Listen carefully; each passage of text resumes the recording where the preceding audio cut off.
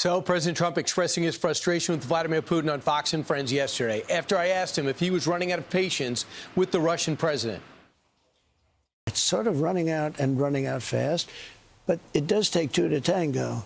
It's amazing. When Putin wants to do it, Zelensky didn't.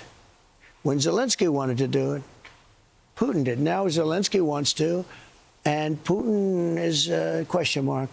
But we're going to have to come down very, very strong. Well, it's really not a question mark. Here to react, Fox News contributor Dan Hoffman, who is a former CIA station chief in Moscow and knows what we're dealing with. Vladimir Putin has made what clear since we last spoke? What is your interpretation of the drones that hit Poland? They're accusing, guess this, of NATO of overreacting to the Russian drones coming from Russia and Belarus on Wednesday.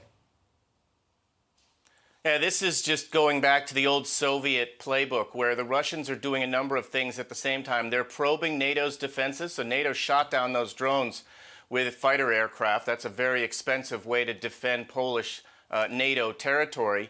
But also in a larger strategic sense, what Vladimir Putin wants to demonstrate is that the United States and NATO writ large is powerless to deter him from taking action, military action, on a NATO member country's soil. Very simple, Dan. Though you gave them ATACMS. The UK has long-range missiles. Germany has long-range missiles. We have them. Allow them to hit in Russia. And they hit the energy sector last night. It was the largest swarm of drones made by them in months. And it was effective. They're really affecting the energy inside Russia.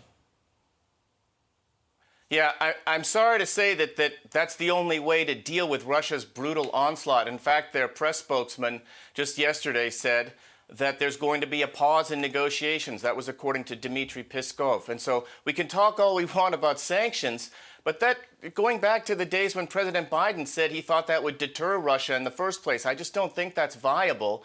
But striking Russia inside Russian territory would be viable. And Germany needs to give Ukraine those long-range Taurus missiles so that Ukraine has the wherewithal to continue those strikes.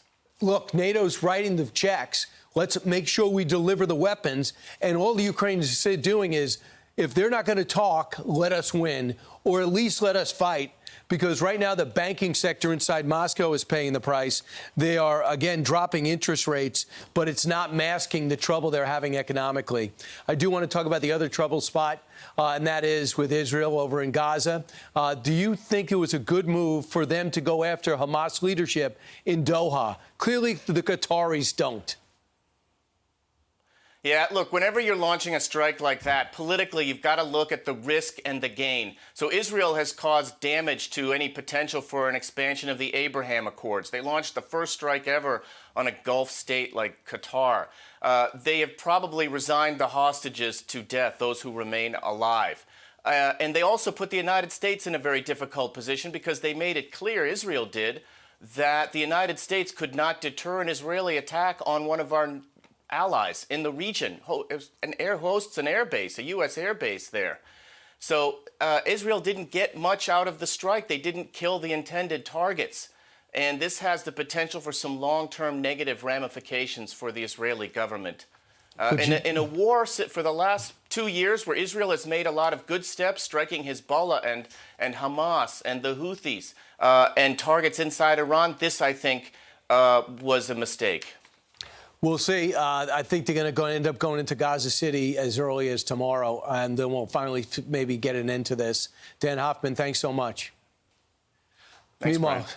I'm Steve Doocy. I'm Brian Kilmeade. And I'm Ainsley Earhart. And click here to subscribe to the Fox News YouTube page to catch our hottest interviews and most compelling analysis.